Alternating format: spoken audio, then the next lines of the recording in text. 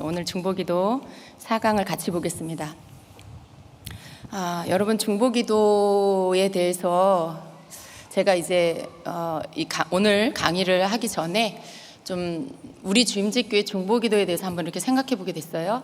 그랬는데 좀 중보기도, 우리 중보기도 팀도 있고요. 중보기도가 있는데 우리가 좀 더 성장해야 된다라는 그런 마음이 들어요. 우리의 중보기도가 좀 더 성장해야 되고, 우리의 중보기도는 좀 더 어떤 면에서는 학습도 필요하고, 그리고 내용 면에서나 여러 면에서 좀 더 성장해야 된다라는 그런 마음을 주십니다. 그래서 좀 이렇게 우리가 이렇게 단계로 중보기도가 뭔지를 배우는 것도 너무나 필요하고요. 그리고 실제로 중보의 자리에서 실제로 좀 더 마치 이렇게 화살을 쏘아 올리는 것 같은 그러한 좀 강력한 그런 중보기도, 지금도 잘하고 계시지만요, 좀 더 성숙한 중보기도로 나아갈 수 있도록 그렇게 좀 더 만들어져 가야 된다라는 그러한 제 마음의 깨달음을 주십니다. 그래서 중보기도 강의를 통해서 이런 부분들 하나씩 배워가는 것도 우리가 함께 하고요. 그리고 그 속에서 실전에서 실제적인 중보의 자리에서도 기도의 수준이, 기도의 깊이가 좀 더 깊어지고 넓어지는 그런 기도가 되기를 축복합니다. 그래서 오늘 중보기도 4강을 같이 봅니다. 중보기도자가 서야 할 곳입니다. 오늘 제목이 중보기도자가 서야 할 곳입니다. 우리 중보기도자가 서야 할 곳은 이제 몇 군데가 있는데, 가장 먼저는 이제 이 갈라진 틈입니다. 다른 말로 성 무너진 곳입니다. 그래서 에스겔서 22장 30절에는 함께 우리 봅니다. 이 땅을 향하여 성을 쌓으며 성 무너진 데를 막아서서 나로 하여금 멸하지 못하게 할 사람을 내가 그 가운데서 찾다가 찾지 못하였으므로. 아멘. 중보기도에 대해서 여기 보니까 이 땅을 위하여 성을 쌓으며 성 무너진 데를 막아서는 거. 어쩌면 중보기도는 사실은 중보기도를 한 구절로 축약을 한다라면 이제 이것으로 설명을 할 수가 있습니다. 근데 이것을 흠정역 성경으로 보니까 여기 이 성을 쌓으며 성 무너진 데를 막아서서라는 이 부분을 어떻게 번역하고 있냐면 내 앞에 울타리를 세우며 무너진 곳에 서서라고 말씀해요. 내 앞에 울타리를 세우며 무너진 곳에 서서 나로 하여금 멸하지 못하게 할 사람을 내가 그 가운데서 찾다가 아무도 찾지 못하였노라, 이렇게 말씀하고 있어요. 여러분, 여기 보니까 이 말씀 가운데 두 가지의 말씀이 나옵니다. 성을 쌓으며 성 무너진 데를 막아서는 거, 또 흠정역으로 보면 울타리를 세우며 무너진 곳에 서는 거. 그러니까 중보기도자가 서야 할 곳은, 그리고 그곳에 서서 해야 할 것은 이 말씀 가운데서 찾아보면 두 가지죠. 울타리를 세우는 것이고, 그리고 울타리가 무너진 곳에 서는 것. 다른 말로 여기 또 개역개정으로는 성을 쌓는 것이고 성 무너진 데에 서는 것. 이게 중보기도자가 서야 할 곳이라는 것입니다.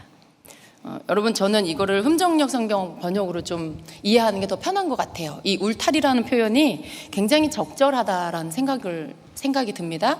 울타리를 세우는 자, 중보기도자는 울타리를 세우는 자예요. 여러분, 울타리 생각하면 우리가 연상할 수 있죠, 울타리를. 김 목사님 같으면 울타리를 착 비춰주실 텐데, 그죠? 네. 그렇게 울타리가 이렇게 쳐져 있는 게 뭔지를 여러분 생각할 수 있어요. 근데 중보기도자는 그 울타리를 세우는 거다라고 말씀해요. 울타리를 세우는 거다.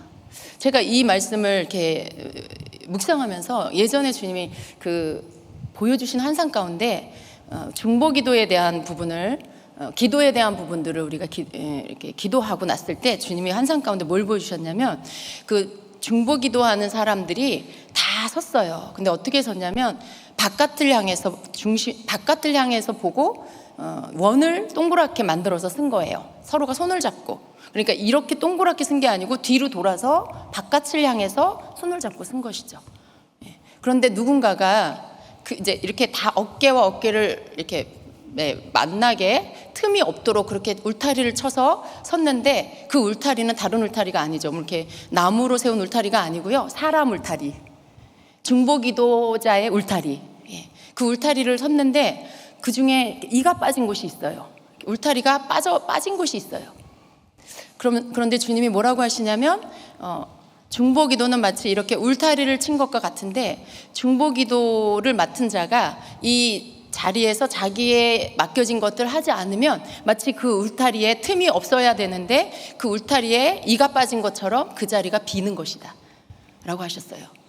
그러니까 맡은 자가 그것을 하지 않으면 그 자리가 비워져서 틈이 되는 거죠. 마귀가 틈타는 구멍이 되는 거죠. 그렇게 주님 환상 가운데 보여주시더라고요. 그러니까 그 중보기도가 굉장히 중요한 포지션이라는 거죠. 근데 이 땅에 우리는 하나님 앞에 다 중보기도자죠. 근데 그 중보기도가 우리가 하나님 앞에서 중보기도를 또 하게 하시고 우리가 그것을 맡았을 때에는 마치 사람 울타리로 뭔가를 보호하는 것처럼, 하나님의 그 나라를, 하나님의 땅을 보호하는 것처럼 그 울타리를 쳐서 그 울타리가 비어지지 않도록 하는 것이고요. 또 중보기도는 또 울타리를 세우는 것이기도 하지만 또 무너진 울타리를 다시 보수하는 것, 다시 그 무너진 곳에 서서 그것이 다시 세워질 수 있도록 하는 것, 이것이 바로 중보기도자가 할 일이고, 그리고 중보기도자가 서야 할 곳이라는 겁니다. 그래서 여러분, 중보기도는 여기 울타리가 무너진 곳에 서는 거, 그리고 또 무너진 울타리를 세우는 것인데, 중보기도는 무너진 하나님의 뜻, 하나님의 말씀, 하나님으로부터 온 가치관, 진리를 다시 세우는 사람이라는 것입니다. 그래서 중보기도자는 하나님과의 친밀한 관계 안에서 그 모든 것들을 다시 회복시키는 사람이다라는 것입니다. 여러분 지금 어디에 서 계십니까? 여러분이 생각하는 이 울타리가 무너진 곳은 어디입니까? 여러분이 그것을 말씀을 듣는 가운데 찾아야 돼요. 여러분이 지금 울타리를 세우고 있나? 그 말은 내가 울타리가 돼야 하는 거죠. 내가 울타리가 돼서 사람 울타리로 그 환상 가운데 보여주신 것처럼 내가 그 울타리에 내가 서야 할 자리에 서야 되는 거고, 그리고 그 울타리에 무너진 곳이 있다라면 그것을 다시 세우는 자가 되어야 한다라는 것입니다. 예. 근데 이 성 무너진 곳, 이것을 또 킹제임스 성경과 NIV 성경에 보면 갈라진 틈 사이라고 이렇게 번역을 해요. in the gap이라고 합니다. 이 틈 사이가 벌어진 거, 갈라진 틈 사이, 이렇게 번역을 합니다. 그래서 중보기도자는 하나님과 인간 사이에 이렇게 갈라진 틈 사이에 서서 기도하는 사람을 말합니다. 그 대표적인 사람이 모세죠. 모세는 하나님과 이스라엘 백성 사이에서 갈라진 틈에서 서서 중보기도를 했어요. 여러분, 우리가 이렇게 갈라진 틈 사이에 선다. 거기 서서 뭐 할까요? 거기 서서 그냥 서 있으면 되나요? 이제 그게 아니죠. 그것을 내가 울타리가 되고 또 울타리 무너진 것들을 세운다라는 말은 그 가운데 하나님의 뜻이 이루어질 수 있도록, 하나님의 그런 계획이 이루어질 수 있도록 내가 그곳에서 뭔가를 해야 되는 거죠. 그게 기도죠. 그게 무너졌기 때문에 거기가 빈 거예요. 하나님의 뜻이 무너졌고 어떤 하나님의 계획하심들이 지금 무너져 있기 때문에 중보기도는 그 틈에 서서 그것을 다시 세우는 것이 중보기도라는 것입니다. 그래서 갈라진 틈 사이에 서서 하나님의 그러한 뜻들이 다시 회복되고 이루어질 수 있도록 그렇게 그 갈라진 틈에 서는 자가 바로 중보기도자인 것입니다. 그래서 여기 여러 가지 번역이 있는데요. 시편 106편 23절 킹제임스 성경 맨 마지막 걸로 우리 한번 같이 읽어보겠습니다. 그러므로 주께서 그들을 멸망시키리라 말씀하셨으나 그의 택하신 모세가 갈라진 틈 앞에서 그의 앞에 서서 그의 진노를 돌이켜 그들을 멸하시지 않게 하였도다. 아멘. 하나님께서 멸망시키리라 말씀하셨는데 모세가 그 갈라진 틈 앞에서 하나님의 진노가 내리지 않도록 멸하시지 않게 하였다라고 말씀해요. 갈라진 틈에서. 그것이 중보기도라는 것입니다. 여러분, 갈라진 틈이 어딘지 보이시나요? 갈라진 틈에 서는 건 알겠는데 어디가 갈라진 틈인지 모를 수도 있어요. 갈라진 틈은 다 있을 수 있어요. 여러분 개인적으로, 여러분 자신에게도 있을 수 있지만 여러분 가정 안에 갈라진 틈이 하나님의 뜻과 반대로 나가고 하나님의 뜻을 거스르고 오히려 하나님의 뜻과는 상관없이 뒤로 가고 있는 그런 누군가가 있다라면 바로 거기가 갈라진 틈입니다.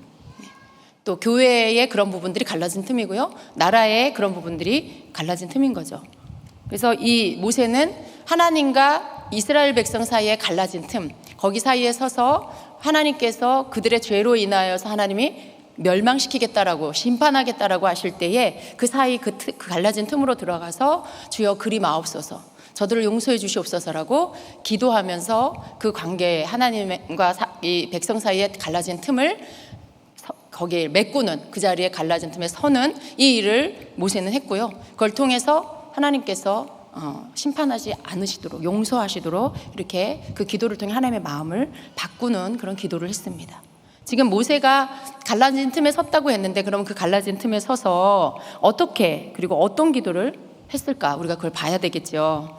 그런데 여기 모세가 한 기도 가운데 보면 이것을 이렇게 조금 정리를 해보면요, 모세가 한 기도는 첫째는 동일시 기도를 했다라는 것을 우리가 알 수 있어요. 이 동일시 기도, 이것은 모세는 하나님 앞에 백성들과 똑같은 죄를 짓지 않았어요. 우상 숭배하고 막 그런 죄를 짓지 않았어요. 모세가 하나님을 만나러 산에 올라간 사이에 산 밑에서 금송아지를 만들어서 하나님 앞에 우상 숭배하는 죄를 졌죠. 근데 모세는요, 자기가 그런 죄를 짓지 않았는데 이스라엘 백성들이 하나님 앞에 지은 우상 숭배의 죄를 마치 자기 죄인 것처럼 대신해서 그것을 하나님 앞에 회개합니다. 그래서 모세는 백성들의 죄를 자신의 내 죄, 자기 자신의 죄로 여긴 거죠. 그리고 그 백성들이 자기인 것처럼, 그렇게 자신의 그 자기 죄인 것처럼 그렇게 받아들이고, 그리고 그것을 마치 내 죄를 회개하는 것처럼 하나님 앞에 그렇게 회개하고, 얼마나 절절하게 절실하게 기도했어요. 하나님, 나를 생명책에서 그 이름을 지워주시는 한이 있더라도 저들을 용서해 달라고 이렇게 기도하죠. 그것과 맞바꾸자는 이런 기도를 해요. 굉장히 아주 너무너무 두려운 기도죠. 내가 구원을 잃어버리더라도 저들을 구원해 주십시오라고 기도하는 거죠. 그만큼 백성들을 향한 모세의 어떤 중보하는 그 마음이 너무나 간절했다라는 것을 알 수 있죠. 물론 모세가 하나님을 믿었기 때문에 이런 기도를 또 할 수 있었죠. 하나님께서 죄 없는 모세를 그의 이름에, 생명책의 이름을 지우면서까지 그렇게, 그래? 그럼 너랑 나랑 딜하자, 네 구원하고 이들의 생명하고 바꾸자, 하나님 그렇게 하시지 않으신 거죠. 모세가 그만큼 간절하게 하나님께서 저들을 용서해 달라고 기도할 때 그 마음이 하나님 보실 때는 네가 내 마음을 가졌구나라고 인정할 수 있는 그 모세의 마음, 저 백성을 향한 마음이 네가 뭔지를 알고 있구나, 내가 저들을 향한 마음이 어떤 사랑인지 너는 알고 있구나, 내가 저들을 심판하길 원하지 않고 저들이 죄에서 돌이키기를 원하는데, 그런데 어찌됐든 하나님 앞에 심판받을 죄를 졌어요. 그러니까 하나님께서 진노하셔서 다 쓸어버리겠다라고 하실 때 모세는 그걸 액면 그대로 받아들이지 않고 하나님 앞에 호소하면서 자기의 구원을 걸고 하나님 저들을 용서해 달라고 기도하는 그 마음, 하나님께서 모세의 기도를 들어주셨죠. 근데 하나님 모세에게서 뭘 봤어요? 하나님 안에 있는 마음이 그 아들에게 있는 것을 보신 거죠. 그리고 감동을 받으신 거죠. 그 많은 백성들이 하나님을 다, 하나님 마음을 알지 못하고 하나님을 떠나 우상 숭배하는 그런 죄를 범했다 할지라도 그 지도자 모세 한 사람이 하나님 마음을 알고 하나님 앞에서 하나님이 원하는 그 기도를 했을 때 하나님께서는 그 기도를 들으시고 그 백성을 용서해 주십니다. 그 기도를 우리 한번 같이 보겠습니다. 그래서 여러분, 이 모세가 이스라엘 백성을 자기가 동일하게, 이스라엘 백성의 죄를 자기 죄처럼 여기고 동일하게 그렇게 하나님 앞에 기도하는 그 기도가 바로 동일시 회개 기도인데요. 출애굽기 32장 32절에 보면, 그러나 이제 그들의 죄를 사하시옵소서, 그렇지 아니하시오면 원하건대 주께서 기록하신 책에서 내 이름을 지워버려 주옵소서라고 기도하는 거, 자기 죄인 것처럼 회개하는 이 기도가 바로 동일시 회개입니다. 여러분, 어느 상황, 이 동일시 기도는요, 어느 상황, 어느 곳에 있든지 누군가 용서받지 못할 어떤 죄를 그러니까 회개하지 않으면 안 되는, 회개하지 않으면 용서받을 수 없는 그런 죄를 지은 누군가의 그 상황을, 그 사람의 마음, 그 사람의 상태를 자신의 마음처럼 생각하고 그렇게 기도하는 것을 말하죠. 내가 그 사람이 된 것 같이 같은 심정을 가지고 기도하는 것, 이것이 동일시 기도입니다.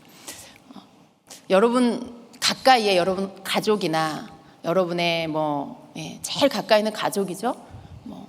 여러분의 부모님이나 혹은 여러분의 형제들이나 혹은 여러분 배우자나 자녀나 여러분이 가장 가까이 생각하는 가족, 지인 중에 여러분이 볼 때 정말 죄 가운데 있다. 그런데 정말 그를 향하여서 이렇게 모세처럼 정말 하나님, 내가 버림을 받는 한이 있더라도 하나님 저를 용서하고 주께로 돌아오게 해주십시오 라고 기도할 수 있는 그 마음이 여러분 있으신가요? 근데 문제는 뭐냐면 우리가 이런 기도를 해야 되는데 이렇게까지 간절한 마음이 우리에게 없을 수 있다는 거예요. 그게 문제인 거죠. 그죠? 근데 여러분, 주님께서 우리에게 사실은 우리가 이 동일시 회개 기도를 생각해 보면 너무나 감사해요. 사실은 그 백성들이 회개한 거 아니거든요. 그 우상숭배, 직접 우상숭배한 그 백성들은 하나님께 이렇게 나가서 회개하고 기도한 게 아니에요. 근데 모세가 대신해서 하나님 앞에 나아가서 기도하고 용서를 구했을 때 하나님께서는 그 기도를 들으시고 그들을 용서해 주십니다. 그 진노를 쏟지 않으세요? 이렇게 할 수 있다는 게 사실은 굉장히 감사한 거예요. 그죠? 누군가가 하나님 앞에 어리석게 죄를 행하면서 멸망의 길로 가고 있어요. 근데 아무리 말을 해도 듣지 않아요. 그렇게 하면 안 된다고, 그렇게 하다 지옥 간다고, 그렇게 아무리 말을 해도 듣지 않아요.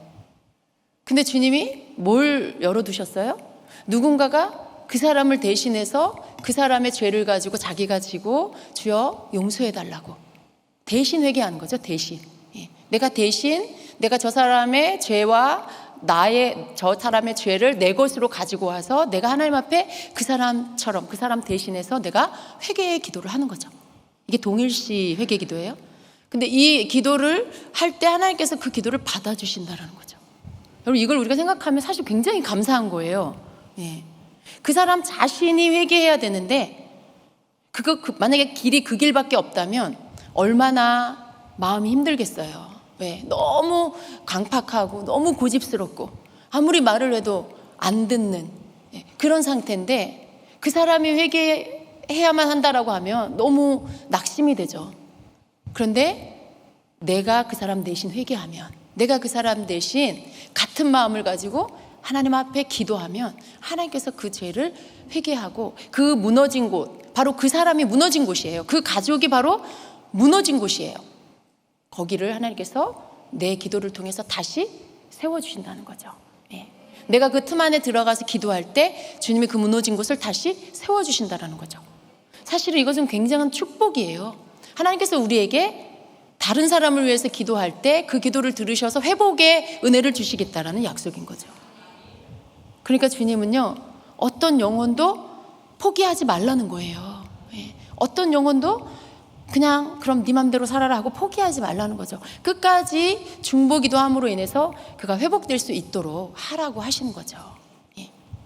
그래서 이 모세의 기도 안에 사실은 예수님의 우리를 위한 구속의 그 십자가의 대속의 은혜가 숨겨져 있습니다.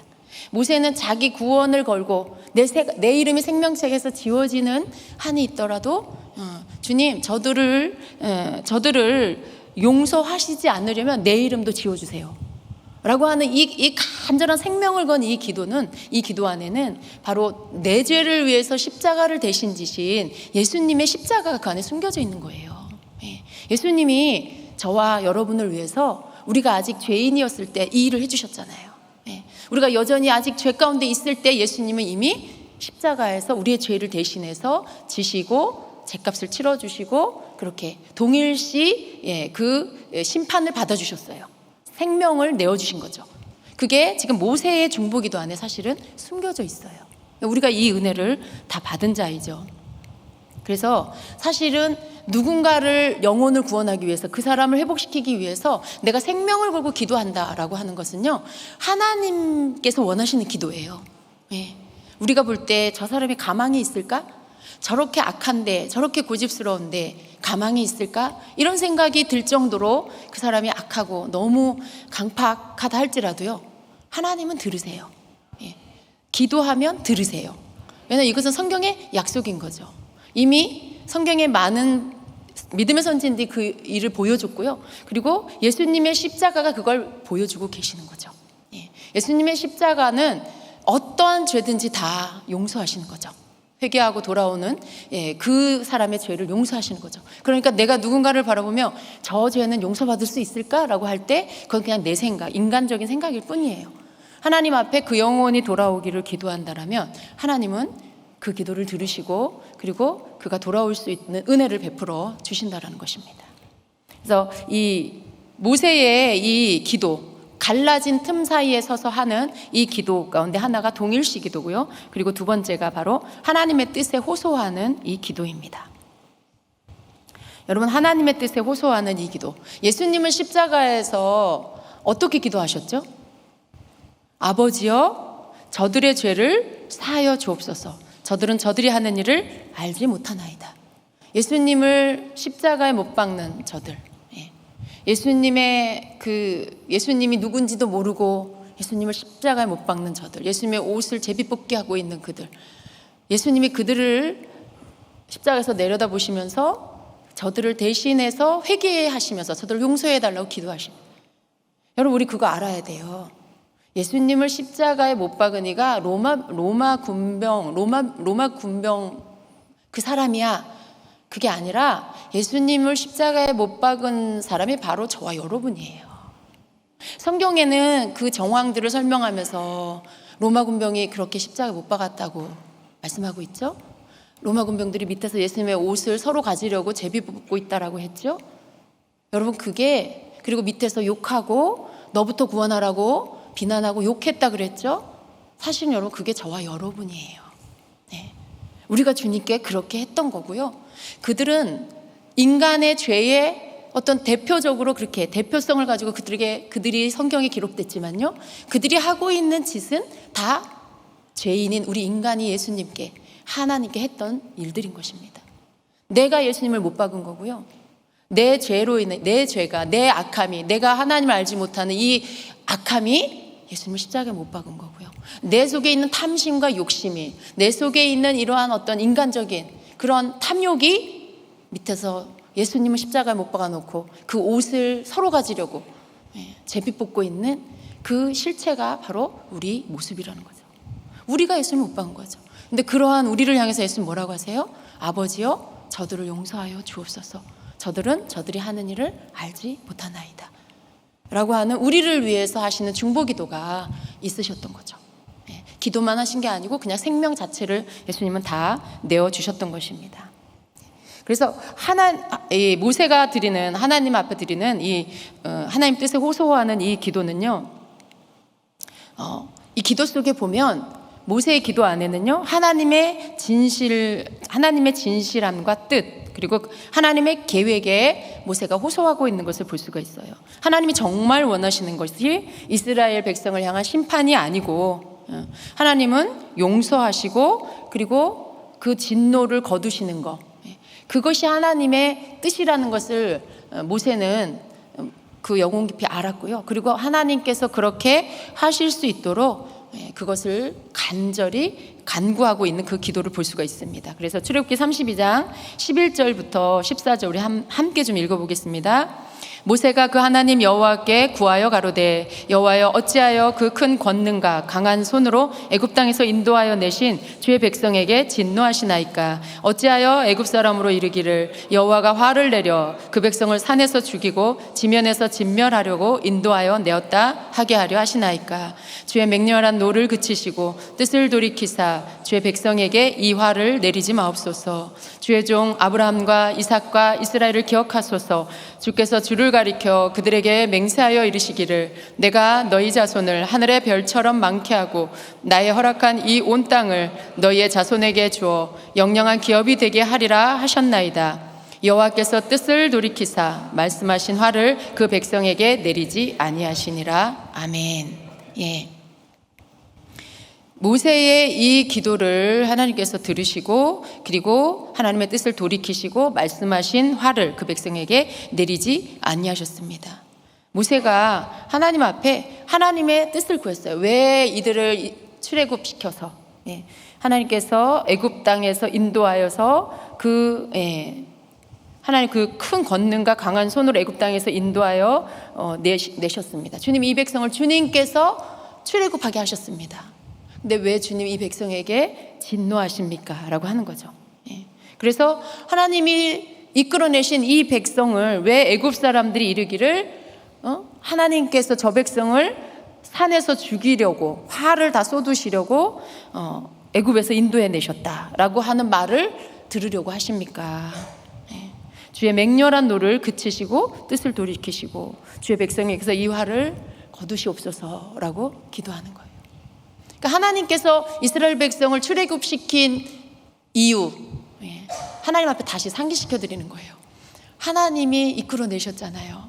하나님의 목적과 뜻이 있으시잖아요. 하나님이 이 백성을 사랑하셔서 하나님의 약속의 땅으로 들이시려고 한 건데 왜 그 중간에서, 그 길 중간에서 이들을 멸하려고 하십니까? 하나님, 저 애굽 사람들이 뭐라고 하겠어요? 하나님이 이 백성을 끌어내서 광야에서 다 죽게 하셨다라고 하는 그런 말을 주님이 들으려고 하십니까? 하나님, 그리하지 마옵소서라고 하는 거죠. 그러니까 하나님의 속성과 하나님의 성품에, 하나님의 계획에, 하나님의 뜻에 호소하고 있는 거예요. 여러분, 중보기도는 이런 거죠. 우리가 어떤 심판을 내리는 게 아니고요. 아, 그래, 너는 그냥 그렇게 살다가 그냥 지옥 가. 너무 화날 때 이런 말 하는 사람도 있잖아요. 그 사람 천국에서 안 만났으면 좋겠어. 너무 미운 배우자를 향해서 그러는 사람도 있잖아요. 그러니까 말씀은 머리로 아는데 마음이 용납이 안 되는 거죠. 너무나 자기를 괴롭히니까 천국에서 만나고 싶지 않아서 구원받지 않았으면 좋겠다고 하는 아주 솔직한 심정을 말하는 소리도 제가 들은 적이 있어요. 얼마나 삶이 고통스러우면 그럴까라는 생각도 해봐요. 그러나 그 사람은 정말로 하나님의 마음을 모르는 거죠. 정말 하나님의 마음을 알고 정말 하나님이 그런 모든 것들까지도 바꾸실 수 있는 분이라는 걸 믿으면 자기 생명을 걸고 하나님 앞에 그렇게 동일시 기도를 할 수 있고 하나님의 선하신 성품에 호소하면서 하나님의 뜻에 호소하면서 기도할 수 있는 거죠. 그래서 하나님 앞에 모세는 그렇게 하나님의 뜻에 호소하는 그런 기도를 드렸습니다. 그리고 그런 기도를 하나님 앞에 드렸을 때에 그리고 하나님 앞에 하나님의 약속을 다시 상기시켜 드리는 그런 기도. 하나님, 아브라함과 이삭과 야곱을 기억해 주세요. 주께서 주를 가리켜 그들에게 맹세하여 이르기를 너희 자손을 하늘의 별처럼 많게 하고 나의 허락한 이 온 땅을 너희의 자손에게 주어 영영한 기업이 되게 하리라 라고 약속해 주시지 않았습니까? 라고 하는 거예요. 여러분, 하나님이 나에게 주신 약속 혹은 여러분 가정에 주신 약속 또 우리 교회에 주신 약속, 이 나라를 향해서 주신 약속, 하나님이 여러분에게 주신 약속을 붙잡고 기도하는 건 믿음의 기도예요.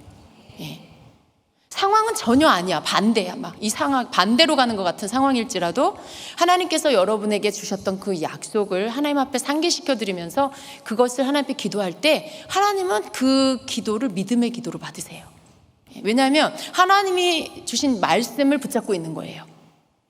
하나님이 아브라함에게 해주셨던 그 말씀을 그 후손이 지금 붙잡고 하나님이 우리 조상 아브라함에게 그렇게 약속해 주시지 않았습니까? 그걸 하나님께 지금 모세가 말씀드리고 있는 거예요. 하나님은 그 기도를 들으시고 그리고 뜻을 돌이키시고 말씀하신 화를 그 백성에게 내리지 않았다라고 말씀하고 있는 거죠. 중보기도는 이런 거라는 거예요. 사실은 이 중보기도는 정말 이 갈라진 틈 사이에 내가 들어가서 그 틈 사이를 내가 메꿔서 서는 거죠. 그리고 하나님 앞에 기도하고 기도할 때 하나님께서 이것을 다시 회복시켜 주시는. 그러니까 정말 그냥 중보기도는 내가 여기가 무너졌는데 저쪽에 서가지고 하나님 저기요, 저기 무너졌어요. 이건 동일시가 아닌 거죠. 그러니까 하나님 원하시는 건 그 사람하고 그 죄인과 똑같은 마음, 또 하나님 원하시는 건 하나님하고 똑같은 마음, 그걸 가지고 기도할 때 하나님께서 회복의 은혜를 주신다라고 약속하고 계시는 겁니다. 여러분의 중보기도가 그렇게 되기를 축복합니다. 그래서 우리 성경에 보면요, 모세도 이렇게 백성들과 하나님 사이 결렬된 틈에 섰지만요, 또 신약에 오면 바울도 하나님과 유대인 사이에 바울이 섰고요, 또 유대인과 이방인 사이에 바울이 서서 그런 중보의 삶을 살았고 그 메시지를 전했습니다. 또 다니엘도 유대인과 바벨론 제국의 틈 사이에 중보자의 인생을 살았다는 것을 우리가 성경을 통해서 볼 수가 있지요. 여러분, 오늘날 보면은 헌신하고 이렇게 선교사로 나가는 분들이 계시잖아요. 그런데 그 선교사로 나간다라는 말은요, 사실은 내가 그 나라로 선교사로 나간다라는 말은 내가 그 나라를 하나님 앞에 중보자로, 하나님 앞에 그 나라의 중보자로 내가 서겠습니다라고 하는 거예요. 예. 내가 하나님 앞에 터키로 선교사로 나갔다. 그러면 나는 한국 사람이지만 터키 사람들의 그 심정을 가지고 터키 사람들의 모든 짐을 내가 함께 지고 하나님 앞에서 하나님을 알지 못하는 그 백성을 위해서 하나님 앞에 기도하고, 그리고 그들이 주님께로 회복될 수 있도록 내가 그 중보의 삶을 살겠습니다라고 하는 거죠. 근데 사실 선교사의 이 마인드, 선교사의 이 마음은요, 한국 사람으로서 그 땅에 사는 게 아니라 그 땅 사람으로서 그 땅에 사는 거. 그래서 제가 선교사님들 이렇게 오셨다가 돌아가실 때 가장 마음에 들을 때 기쁘고 흐뭇한, 정말 듣기 좋은 말이 뭐냐면, 저는 한국에 있을 때보다 그 땅에 있을 때, 뭐 터키면 터키, 뭐 인도면 인도, 거기에 있을 때가 내 집 같고 더 훨씬 마음이 편해요. 내가 있을 곳에 있는 것 같아요 라고 고백하는 그 소리를 들을 때, 아, 이분 진짜 선교사님이구나 하는 생각이 들어요. 네. 정말 그렇잖아요. 분명히 한국 사람인데 그 속은 이미 그 땅 사람인 거죠. 그 땅 백성을 사랑하고 그 땅 백성이 내 백성이라고 생각하고 그 백성들의 구원을 위해서 자기 삶을 드리는 거, 하나님 앞에 복음을 전하고 그들을 위해 눈물로 기도하고 그들을 위해 울고, 기꺼이 그들을 그 백성을 위해서 생명까지도 내어주겠다라는 각오를 가지고 가시는, 사실은 이 선교사의 삶은요, 중보자의 삶인 거죠. 그 나라, 그 백성을 위한 중보자로 나아가는 거예요. 하나님과 그 땅, 그 나라의 사이에 갈라진 틈에 사실은 선교사님이 이렇게 중보자로 서는 그 삶인 것이죠. 그래서 그 나라가 주님께로 돌아올 수 있도록, 그 땅 백성이 주님께로 돌아올 수 있도록 하는 거, 이게 진짜 중보잖아요. 나라를 위한 중보, 그 백성을 위한 중보잖아요. 이러한 일들, 사실은 선교사님은 이러한 일들을 하는 것입니다. 그래요. 두 번째로는 우리가 중보기도자로서 중보기도자가 서야 할 그 위치는요, 바로 성벽 위입니다. 성경에서는 이 중보기도자를 말할 때 때때로 이렇게 파수꾼에 빗대어서 말씀을 하고 있어요. 파수꾼, 이사야 62장 6절 7절 같이 보겠습니다. 예루살렘이여, 내가 너의 성벽 위에 파수꾼을 세우고 그들로 종일종야에 잠잠지 않게 하였느니라. 너를 여호와로 기억하게 하시는 자들아, 너희는 쉬지 말며 또 여호와께서 예루살렘을 세워 세상에서 찬송을 받게 하시기까지 그로 쉬지 못하시게 하라 말씀합니다. 여기 보면 내가 너의 성벽 위에 파수꾼을 세운다, 그리고 그들로 종일종야에 잠잠지 않게 하였다라고 이렇게 말씀하고 있어요. 성경에 나오는 이 파수꾼의 역할에는 두 가지가 있는데요. 하나는 추수한 곡식을 도둑들이 훔쳐가지 못하도록 망보고 지키는 일을 파수꾼이 합니다. 그리고 또 하나는 도시의 성벽에 서서 적이 오는지 안 오는지 그것을 살피는 그러한 일들을 합니다. 그래서 이 파수꾼들은 어둠을 경계하며 밤을 지키기 위해서 깨어있는 사람이에요. 어두운 밤에 도둑이 들죠. 근데 그 밤을 지키는, 깨어있는 그러한 일들을 하는 그러한 사람을 말합니다. 근데 하나님은요, 구약 성경을 보면 이 파수꾼으로 세운 사람들이 보면 선지자들이에요. 근데 사실은 이 선지자의 역할이 뭐냐면 중보기도자예요. 이 두 가지가 같이 겹쳐져 있습니다. 그래서 하나님은 이 중보기도자들을 세워서 그들로 하여금 어둠의 영이 성도들의 삶의 침투에 들어와서 그들에게 있는 하나님의 은혜와 축복을 빼앗아가지 못하도록, 그것을 공격하는 것으로부터 지키는 역할을 하게 하세요. 그래서 에스겔 3장 17절에 보면은, 인자야, 내가 너를 이스라엘 족속의 파수꾼으로 세웠나니 라고 말씀해요. 그러니까 파수꾼은 그냥 일반적으로 파수꾼은 곡식 지키는 사람이고요, 성벽 높은 곳에 올라가서 뭐 이렇게 살피는 사람이에요. 적군이 오는지 안 오는지 살피고. 근데 영적으로는 이 파수꾼이 뭐예요? 하나님의 백성들을 지키는 사람, 하나님의 백성들의 하나님의 주신 것들, 그런 것들을 이제 악한 영, 누가 도둑이에요? 악한 영이 도둑이죠. 그것들을 틈을 노리고 틈이 벌어지면 어떻게 해요? 들어와서 훔쳐갑니다. 근데 이것들을 그렇게 당하지 못하도록 지켜주는 영적인 파수꾼, 이들이 누구예요? 바로 중보기도자라는 것이죠. 근데 이때 당시에 주님께서 이 파수꾼은, 말씀하신 파수꾼은 이렇게 어떤 메시지를 전하는, 하나님 앞에 때를 알리는 그러한 지도자들, 선지자, 이런 사람들이었죠. 근데 여러분, 사실은 이 중보기도자는 오늘날 기도하는 우리 모두입니다. 이 파수꾼은 사실은 깨어있는 주의 모든 백성들입니다. 물론 목사님들이, 목회자, 말씀을 전하는 자들이 먼저이지요. 그럼 여러분이 깨어서 여러분이 지켜야 할 것들을 지켜야 돼요. 여러분에게 속한 것들을 지켜야 됩니다. 이 파수꾼에 성경에 보면 눈먼 파수꾼이 나옵니다. 눈먼 파수꾼. 왜 눈먼 파수꾼이라고 할까? 사실은 파수꾼은 눈이 멀면 안 되죠. 그런데 눈먼 파수꾼이 나와요. 그러면 자기의 소임을 잘 하지 못하는 걸 말하는 거겠죠. 이 눈먼 파수꾼이란 이사야 56장 10절에 보면 이렇게 말씀합니다. 같이 봅니다. 그 파수꾼들은 소경이요 다 무지하며 벙어리 개라 능히 짖지 못하며 다 꿈꾸는 자요 누운 자요 잠자기를 좋아하는 자니 라고 말씀해요. 지금 눈먼 파수꾼의 특징을 이야기하고 있는데 4가지를 말하고 있어요. 그게 첫 번째 소경이고 무지하고 벙어리 개라서 짖지 못하고 또 꿈꾸는 자고 누운 자고 잠자기를 좋아하는 자다. 이들이 누구라고요? 눈먼 파수꾼이다 라고 말씀하고 있어요. 사실 파수꾼의 역할을 못하면 도둑이 들어와도 다 훔쳐가도록 그냥 뭐 지키지도 못하는 거고요. 뭐 적이 공격해 와도 그것을 빨리 소리를 내서 알려야 되는데 그걸 못 알림으로 인해서 어떻게 해요? 침투를 당하게 돼버리는 거죠. 사실은 그냥 헛수아비 같은 그런 파수꾼인 거죠. 이 눈먼 파수꾼이 의미하는 것은 뭘까요? 영적으로 보면 그런 거죠. 소경이라고 했어요. 그리고 무지하다고 했어요. 벙어리 개라고 했어요. 파수꾼은요, 영적 시력이 좋아야 돼요. 영적인 세계를 볼 수 있어야 합니다. 그래서 지금 이 시대가 어느 때인지를 알아야 되는 거죠. 우리가 그냥 육의 눈으로 보는 그게 아니라 영적인 눈으로 볼 수 있는 이 깨어있음이 있어야 합니다. 그리고 영적인 때가 뭔지를 아는 이러한 어떤 그런 이 통찰력이 있어야 돼요. 분별력이 있어야 돼요. 그런 것들이 없으면 무지하다고 말할 수 있는 거죠.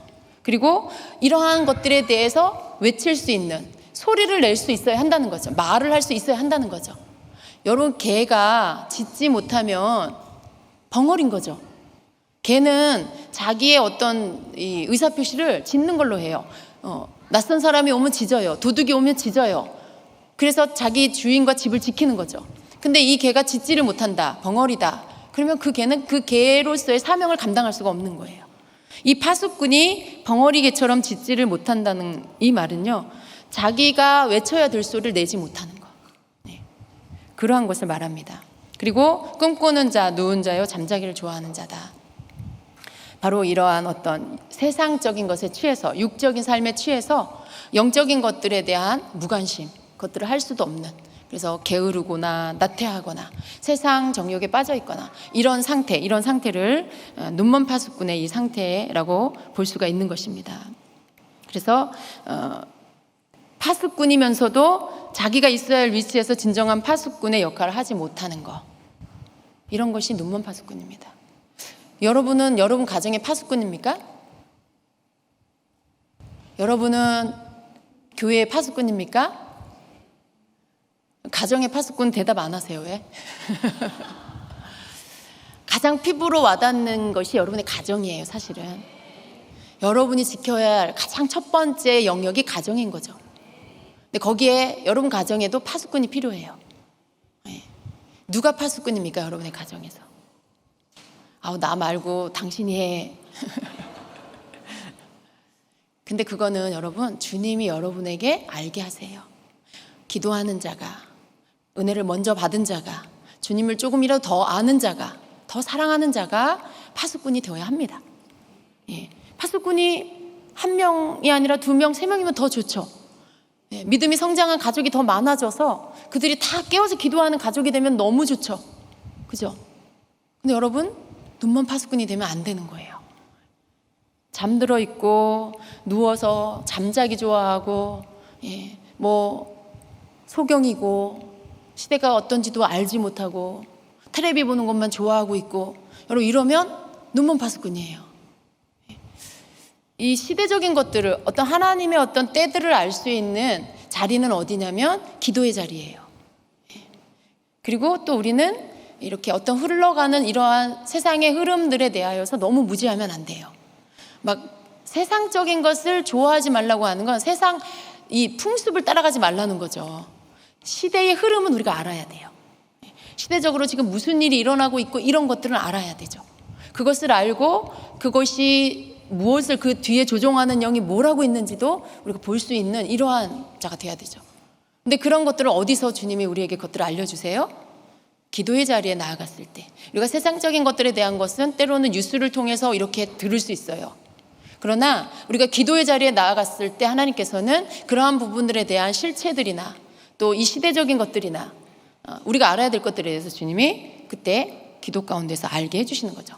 깨어있다라는 것은 바로 이렇게 기도의 자리에 내가 머물러 있다라는 것, 이러한 말입니다. 여기 이 말씀을 보면 여기에서 사실은 이 에스겔서 말씀에 보면은요, 이것은 가장 먼저는 목회자들을 향한 말씀이에요. 목회자들이 바르게 말씀을, 진리의 말씀을 외쳐 주어야 백성들이 그것을 듣고 깨어 있는 거죠. 근데 그들이 그렇게 하지 않으면, 외쳐야 할 소리를 외쳐주지 않고 진리를 바르게 말하지 않으면 백성들은 어떻게 돼요? 다 잠들어 버리죠. 백성들은 다 잠들어 버려요. 그래서 지금 사실 에스겔서 33장의 말씀 속에는 가장 먼저는 주의 종들을 책망하고 있는 거예요. 그러나 여러분 자신도 파수꾼인 것을 기억하시고 여러분이 지켜야 할 것들을 여러분이 깨어서 지켜야 한다는 것을 여러분도 깨달으시기를 바랍니다. 그래서 영적 지도자들을 하나님께서 세우실 때 그들에게 요구하는 것이 먼저는 파수꾼의 삶이라는 것입니다. 영적인 눈과 귀를 가지고 하나님이 보여준 경고를 가지고 사람들에게 가르쳐 주는 겁니다. 그리고 깨워내는 것이죠. 성도들을 깨워내는 것이고, 그리고 그런데 그런 일들의 감각을 잃어버리면 소경이 되는 거고요, 귀머거리가 되는 거고, 영적으로 무지하게 되는 겁니다. 오늘 우리가 종종 듣게 되는 그러한 안타깝고 슬픈 소식들이 있죠. 교회 가운데 일어나는 이러한 범죄들, 정말 너무 믿어지지 않는 이러한 문제들이 터질 때마다 보면 이유가 뭐예요? 목회자가 어두워졌어요. 목회자가 소경이 됐고 무지하고, 목회자가 영적인 것들을 다 감각들을 놓쳐버리고, 그러니까 어떻게 돼요? 교회 전체적으로 어둠이 덮여버리는 거죠. 그런 일들 우리가 오늘날에도 듣게 되는 일들이 있습니다. 그런데 이렇게 가장 먼저는 주의 종이 깨어 있어야 되고요. 그리고 그 주의 종이 깨어 있을 때 백성들이, 성도들이 깨어 있을 수 있다라는 것입니다. 이것이 구약에서부터 하나님은 이렇게 말씀하신 거예요. 근데 이 말씀을 보면요, 오늘날하고 너무나 비슷해요. 세상이 타락해 있고 백성들이 죄 가운데 빠져 있고 주의 종들이 죄 가운데 빠져 있는 이러한 이 구약 시대의 모습이 사실 마지막 때를 살고 있는 이 시대하고 굉장히 닮아 있다라는 것을 우리가 성경을 보면 알 수 있습니다. 그래서 눈먼 파수꾼은 이러한 것들이고, 이들에 대한 심판에 대한 말씀이 나옵니다. 여러분, 파수꾼에게는요 사명이 있어요. 그냥 파수꾼 해도 되고 안 해도 되는 게 아니고요, 파수꾼으로 세워지면요, 파수꾼은 사명이 있어요. 그 사명을 감당해야 돼요. 감당하지 않으면 뭐가 있어요? 심판이 있어요. 네, 성경에서 그 말씀을 하고 있는데, 에스겔서 33장 말씀은요, 이 파수꾼의 이 사명에 대한 말씀이에요. 같이 한번 봅니다. 여호와의 말씀이 내게 임하여 가라사대, 인자야 너는 내 민족에게 고하여 이르라. 가령 내가 칼을 한 땅에 임하게 한다 하자. 그 땅 백성이 자기 중에 하나를 택하여 파수꾼을 삼은 그 사람이 칼이 그 땅에 임함을 보고 나팔을 불어 백성에게 경고하되, 나팔 소리를 듣고도 경비를 하지 아니하므로 그 임하는 칼에 재함을 당하면 그 피가 자기 머리로 돌아갈 것이라. 그가 경비를 하였던들 자기 생명을 보존하였을 것이나 나팔 소리를 듣고도 경비를 하지 아니하였으니 그 피가 자기에게로 돌아가리라. 그러나 파수꾼이 칼이 임함을 보고도 나팔을 불지 아니하여 백성에게 경고치 아니하므로 그 중에 한 사람이 그 임하는 칼에 재함을 당하면 그는 자기 죄악 중에서 재함 바 되려니와 그 죄를 내가 파수꾼의 손에서 찾으리라. 인자야 내가 너로 이스라엘 족속의 파수꾼을 삼음이 이와 같으니라. 그런즉 너는 내 입의 말을 듣고 나를 대신하여 그들에게 경고할지어다. 아멘. 지금 이 말씀은요 이런 거예요. 파수꾼에게 이제 재앙이 있을 것을, 심판이 있을 것을 알려주셨어요. 그래서 그 파수꾼이 그것을 사람들에게 알리기 위해서 나팔을 부른 거죠. 이제 하나님의 심판이 있습니다. 이제 하나님께서 돌이키라고 하십니다. 죄에서 돌이키라고 하십니다 하고 알렸어요. 그런데 그 죄 가운데 빠져있는 사람이 그 나팔 소리를 듣고도 자기 죄에서 돌이키지 않고 회개하지 않고 그냥 죄 가운데 살아요. 정말 그러다 하나님의 심판이 임했고 그는 죽게 됐어요. 그랬을 때 하나님께서는 그 사람의 핏값을 누구에게서 찾는다고요? 그 사람, 나팔 소리를 들었음에도 불구하고 돌이키지 않은 그 당사자, 그 심판받은 그 사람이 자기 죄로 인해서 그 핏값은 그냥 자기 머리로 돌아가는 거예요. 그런데 하나님께서 하나님의 그런 심판을 알렸어요. 회개하고 돌이키라고 알리라고 하는 그 메시지를 받았어요. 그래서 나팔을 불어라 라고 했는데 이 파수꾼이 그것을 나팔을 불지 않았어요. 그랬을 때 재앙이 임하고 심판이 와서 백성들이 그냥 하나님의 심판 가운데 죽게 됐다. 그러면 그 피를 누구에게서 찬다고요?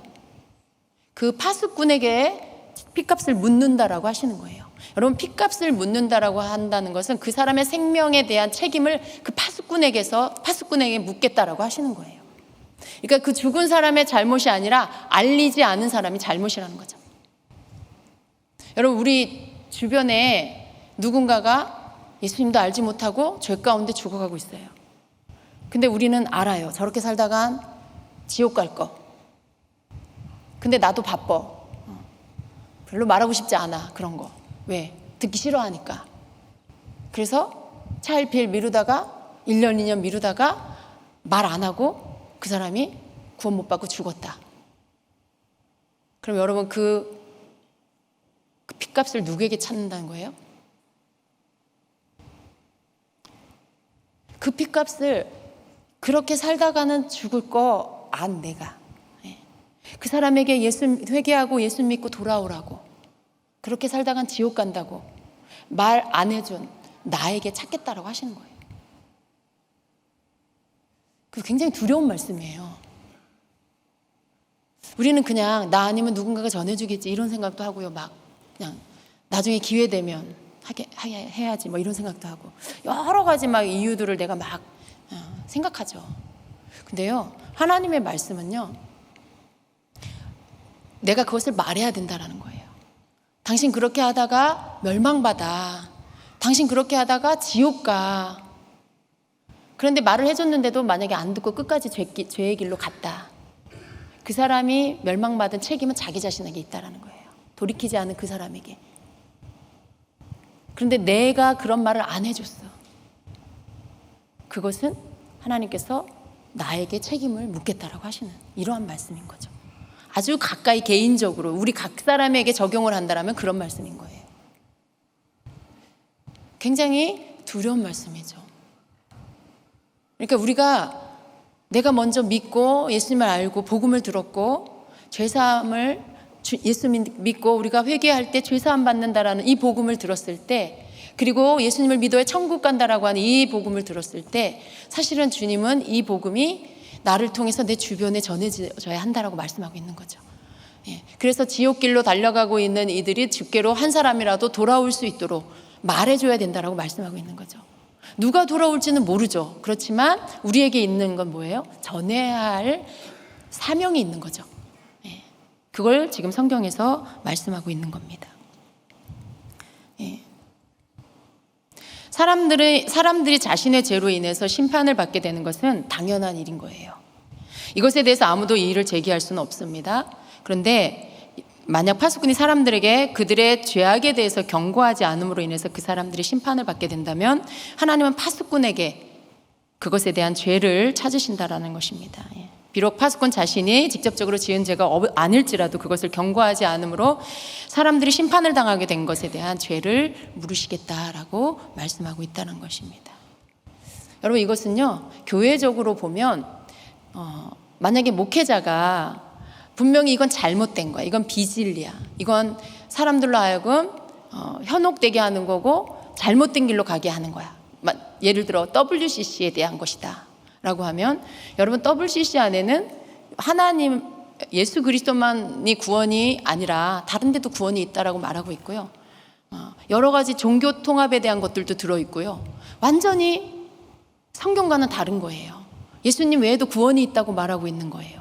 그런데 이 부분에 대해서 사람들에게 말하지 않아. WCC가 뭔지도 말하지 않고 WCC는 잘못된 거다라고 말도 하지 않아요. 그러면 눈먼 파수꾼처럼 눈먼 파수꾼처럼 해야 할, 외쳐야 할, 성도들에게 알려주고 길을 찾아주고 가르쳐줘야 할 진리를 말하지 않는 거, 이게 만일 목회자가 그렇게 한다면 그 목회자가 눈먼 파수꾼이고요. 그 책임을 만일 그렇게 해서 성도들이 잘못된 길로, 미혹의 길로 갔다, 멸망받았다, 그 책임을 누구에게 물어요? 그 목사님에게 묻는다는 거죠. 오늘날에로 적용하면 그런 거예요. 동성애에 대해서 교회에서 성도들에게 가르쳐주지 않는다.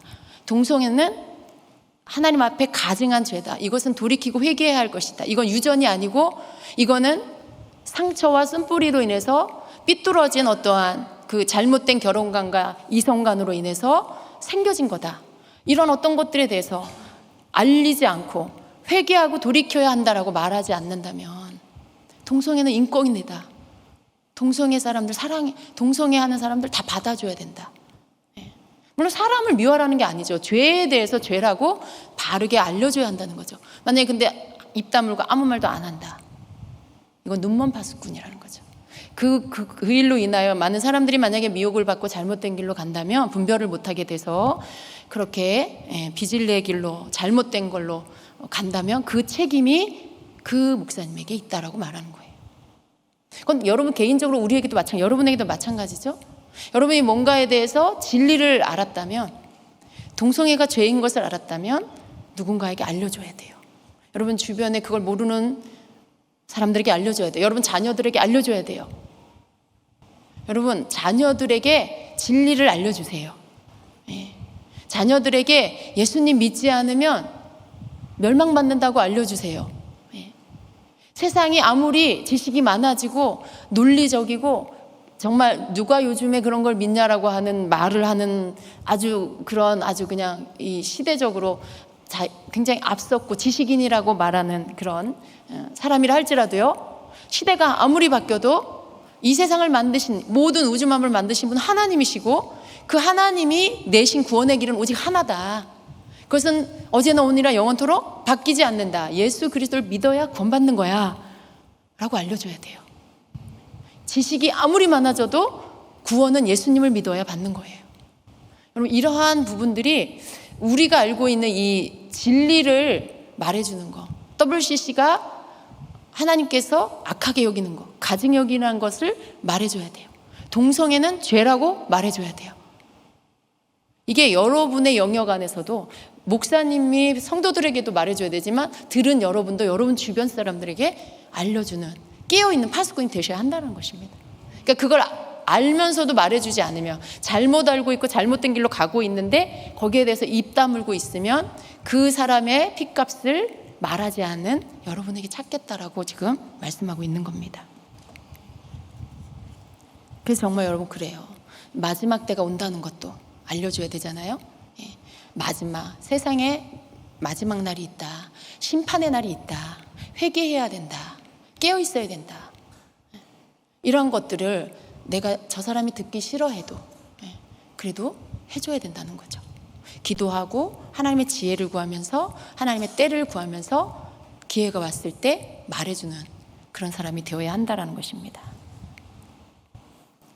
자, 그러면 파수꾼의 기도는 어떤 기도일까요? 중보 기도는 파수꾼이 되어가는 그런 기도하는 것입니다. 파수꾼이 되어서 기도하는 거.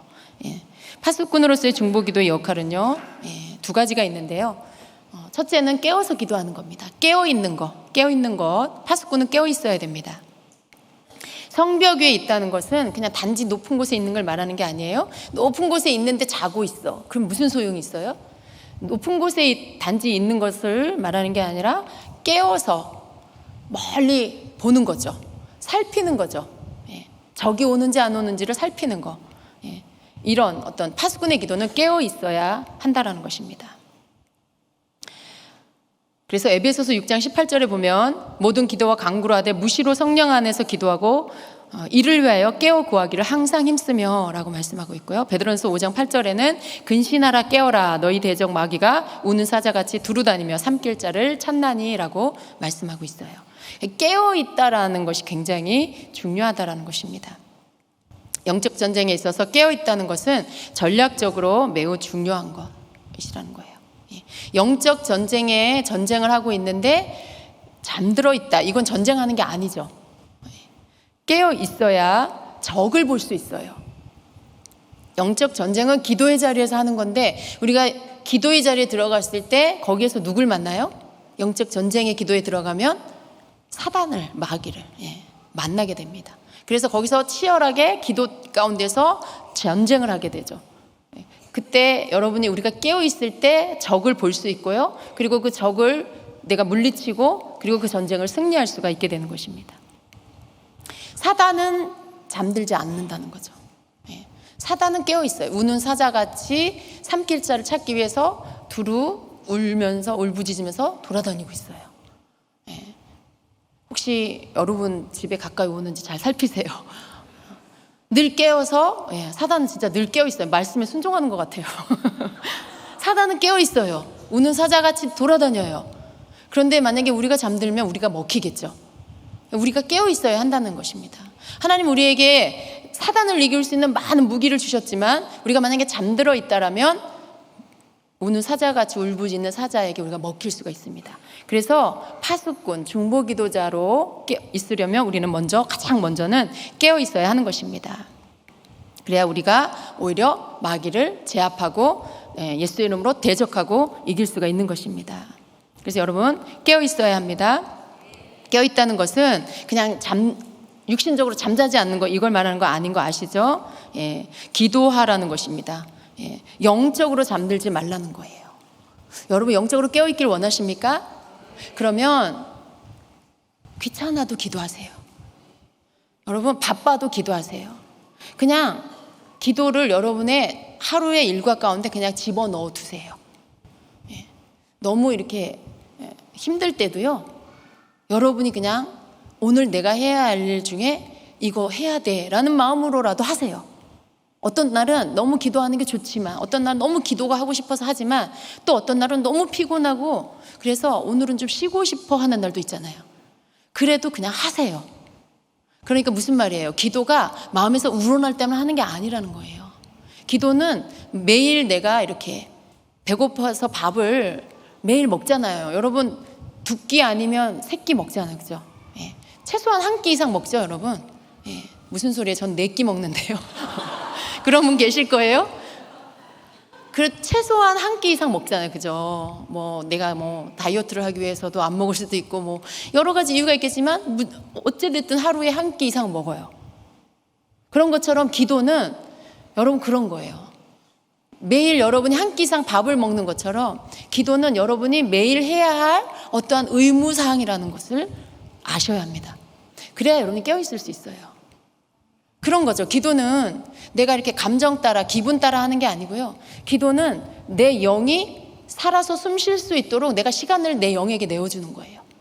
내 영이 깨어서 감각을 잃어버리지 않기 위해서 내 영이 살찌고 내 영이 숨쉬고 내 영이 이렇게 활발하게 살아서 깨어있을 수 있도록 내 영을 위한 시간을 내어주는 거예요.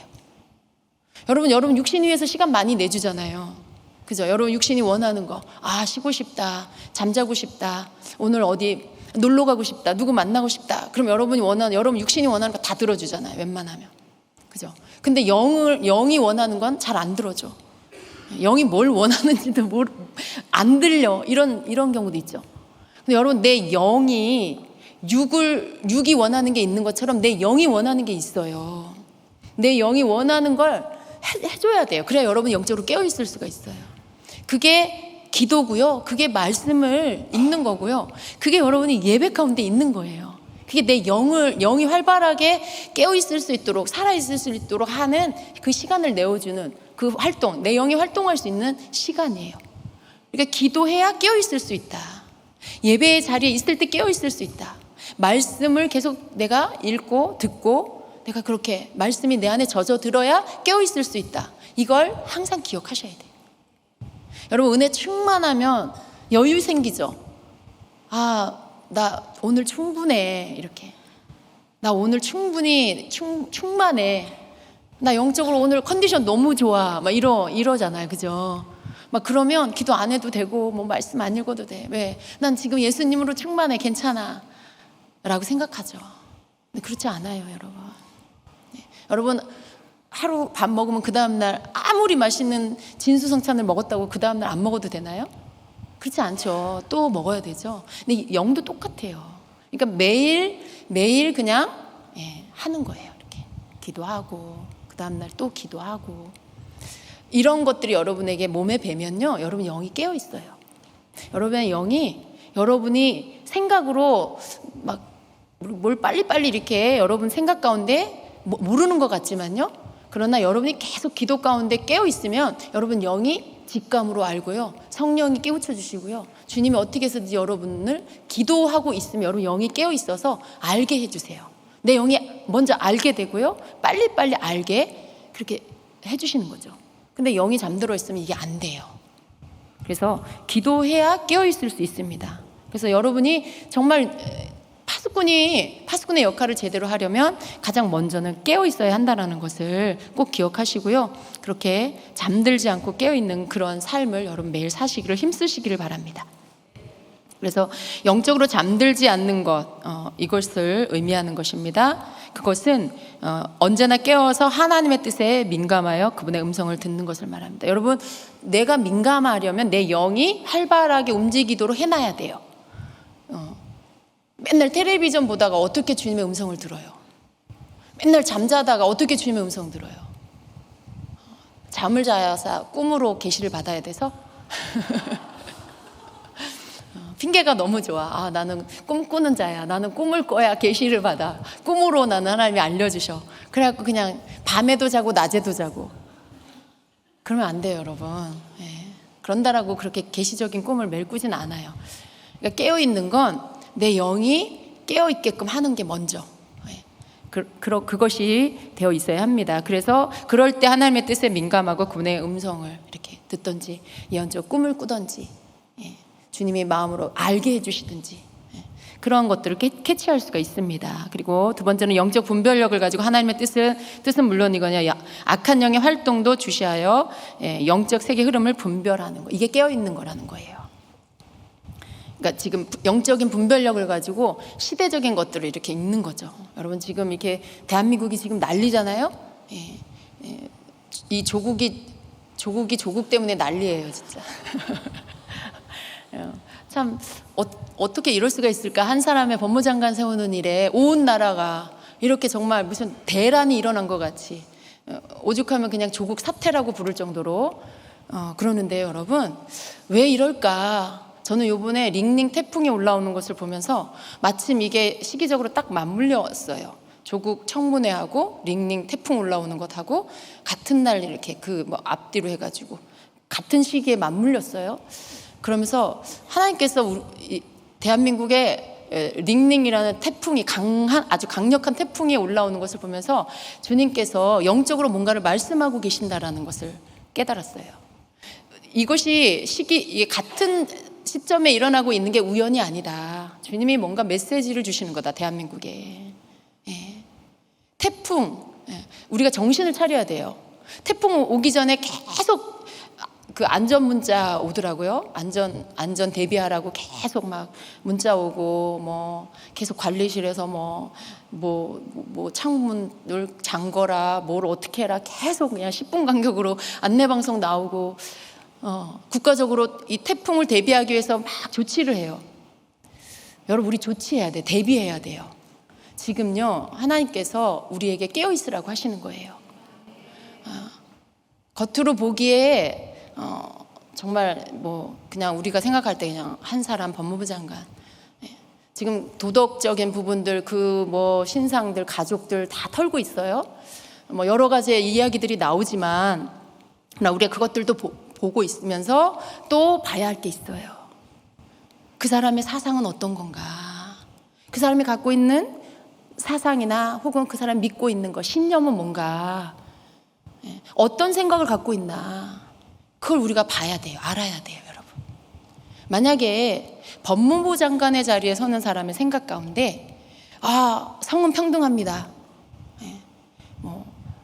동성애에 대해서도 굉장히 호의적이야. 그 사람들 인권 다 존중해줘야 됩니다. 차별하면 안 됩니다. 만약 이런 사상을 갖고 있는 사람이다. 그런 사람이 법무부 장관에 선다. 여러분, 그럼 어떻게 될까요? 우리는 지금 뭐 그 딸이 뭐 장학금이 뭐 표창장을 뭐 가짜네 진짜네 뭐 펀드에 뭐 투자를 했는데 거기에 비리가 있네 없네 이런 것들 지금 들춰내고 있어요. 그런데 여러분, 우리 기독교인들 믿는 자들은요, 어떤 권력을 가진 힘을 얻게 되는 나라의 중요한 자리에 누군가가 서게 됐을 때 앞으로 우리는 더 예의주시하며 기도해야 될 게 뭐냐면, 그 사람이 갖는 힘, 그 사람이 갖는 권력을 그가 정말 하나님을 대적하고 기독교를 탄압하는 일에 앞장서는 자가 되는 건지, 아니면 하나님을 경외하고 하나님의 뜻을 따라 나라를 이끌어가려고 애쓰는 사람인지를 봐야 돼요. 여러분, 우리는 정치 이 당이냐 저 당이냐 그걸 지금 거기에 여러분 묶여 계시면 안 돼요. 그게 중요한 게 아니에요. 지금 당끼리 당의 입장에서 싸우고 지금 그럴 때가 아니에요, 여러분. 이것은 하나님의 영과 악한 영, 원수 마귀와의 대결이에요. 정사와 권세의 영이 정부를 차지해서 거기에 자기 사람을 꽂아서 자기가 원하는 세상을 만들어 가려고 해요. 기독교를 탄압하고 하나님을 대적하고, 그리고 이 세상이 악인들의 손에서 더러워지는 것들에 문을 열어줄 수 있는 자를 세우려고 해요. 그러니까 앞으로 서는 나라의 지도자들, 권력을 얻게 되는 자들은 어떤 생각을 갖고 있는지 여러분 아셔야 돼요. 그 사람이 도덕적으로 무슨 죄가 있냐, 물론 그것도 알 필요가 있지만 그보다 더 중요한 건 그 사람은 도대체 어떤 생각을 갖고 있나, 동성애에 대해서는 어떤 생각을 갖고 있나,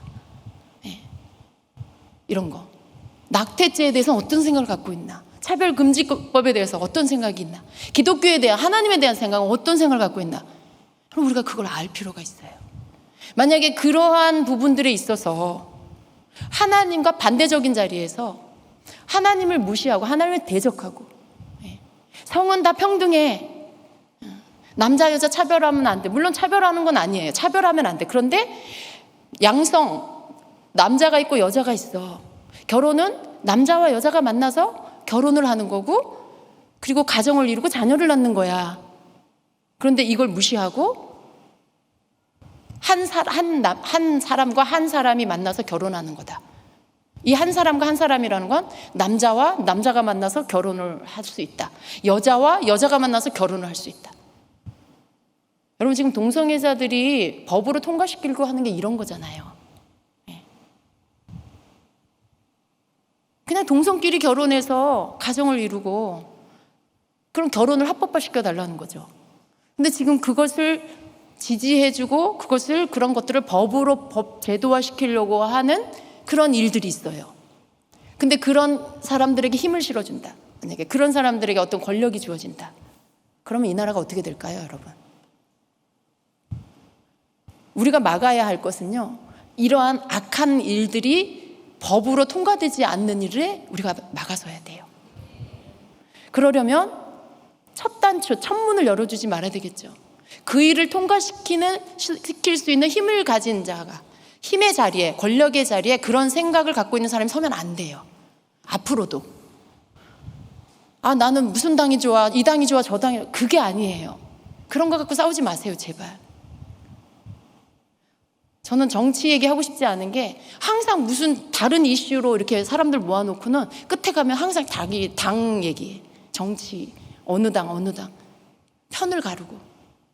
여러분, 우리는 거기에 휩쓸리지 마시고요, 정말 진리가 뭐냐, 누가 하나님 편에 서냐, 갈멜산의 그 대결이 지금 이루어지고 있다라고 보셔야 돼요. 이 시대에. 그래서 우리는 그런 것들에 영적 눈을 뜨고 분별을 해야 됩니다. 저 사람이 정말 하나님 편에 서는 자인가? 그리고 우리는 기도해야 돼요. 그가 그런 생각을 가진 자가 아니라면, 그가 하나님 대적하는 그러한 사상을 가진 자라면 하나님 막아주시옵소서. 하나님 막아주시옵소서. 죄의 편에 서는 자가 아니고 진리의 편에 서는 자를 하나님이 세워주시옵소서. 그렇게 기도해야 합니다. 여러분, 이게 깨어있는 그러한 영적 파수꾼이에요.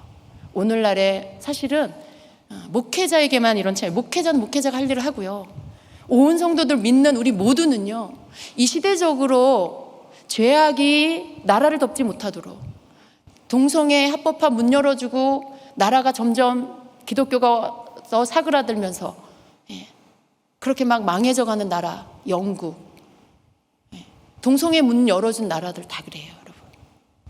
근데 우리가 그 전차를 밟을 필요는 없잖아요. 우리가 그들의 뒤를 따라갈 필요는 없잖아요. 우리는 그들을 거울 삼아서 우리는 그렇게 하지 말아야 되겠다. 우리는 막아서야 되겠다. 우리는 기도해야 되겠다. 그것을 우리가 거울 삼아서 우리나라 가운데는 그런 일을 일어나지 않고 끝까지 주님 오실 길을 예비할 수 있도록, 진리를 자유롭게 외칠 수 있도록, 하나님 주님 오실 때까지 한 영혼이라도 복음 듣고 주님께로 돌아올 수 있는 하나님 그 시간을 대한민국에 주시옵소서. 우린 그렇게 기도해야 되겠습니다. 그러한 것들을 읽어낼 수 있는 그러한 파수꾼이 되어야 합니다. 그러니까 여러분, 어떤 사람에 따라 움직이지 마세요. 나 저 사람 말 마음에 들어. 나 저 사람 마음에 들어. 나 이쪽 당이야. 그런 거 하지 마세요.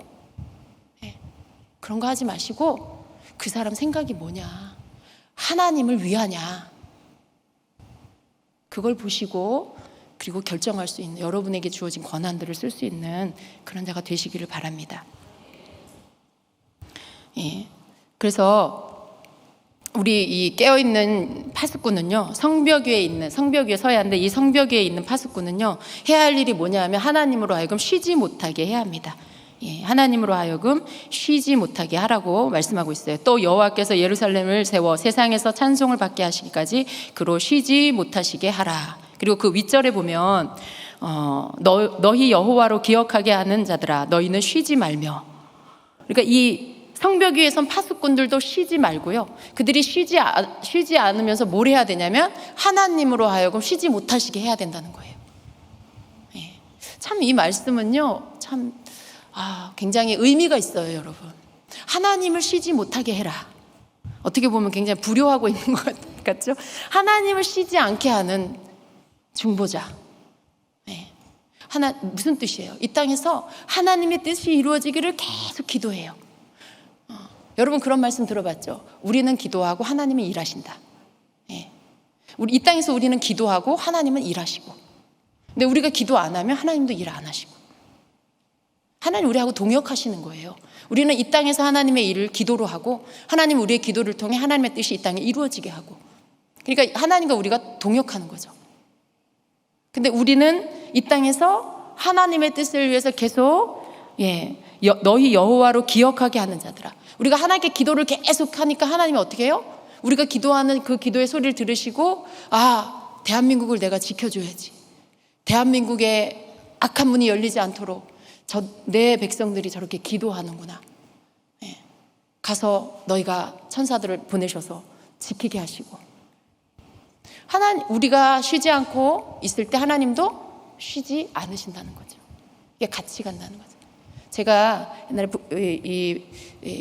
나라를 위해서 기도할 때 북한을 놓고, 북한과 우리나라와 이렇게 놓고 기도할 때 전쟁의 도발을 계속 하고 있잖아요, 북한이. 근데 예전에 제가 기도할 때 어떤 환상을 보여주셨는데, 우리가 막 기도를 하면 38선을 딱 보여주시는데요, 그 38선에 천사들이 그 38선 동에서 서까지 거기를 천사들이 다 막아 서는 거예요. 하얀 그런 옷을 입은 천사들이 거기를 쫙 서는 거예요.